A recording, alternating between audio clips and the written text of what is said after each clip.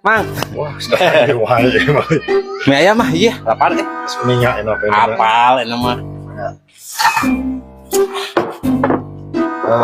pada ngeceker Pak. Aduh, mau nyang dagang kuat nyantuan terbalik.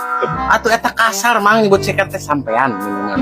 Apa nih mah hayam Pak? Panginten maknya masalah hayam. Dia bade ngange sampean hayam. Ai bapak mah nya Tuh atuh. nya tengenahan. Tapi sehat eta ayamna, bisi ye kering pan. Alhamdulillah sehat Pak hayam mah. Tos dicana ka puskesmas kok. Suntik vaksin. Atos.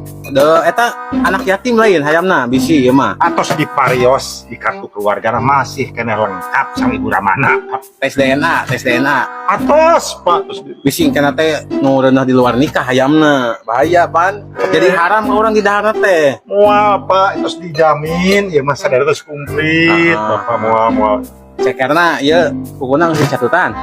Atos Pak, terus bersih ya mah. Make sapatu tuh cekerna eta. Manya hanya pakai sepatu hari bapak tuh.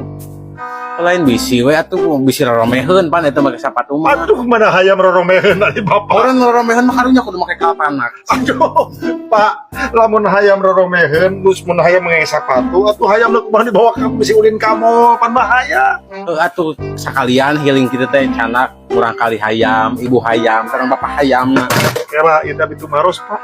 Nya. Hari bapak teh bade meser mie ayam, atapi naroskeun silsilah tentang keluarga perhayaman anu ku abi diangge di dieu. Kapan bapak tadi nawisan, bapak bade ngangge ceker. Muhun nggak ngeceker, ayo bapak jeung nanyakeun eta jeung anak yatim lain, kenapa disuntik lain, hayang sepatu lain.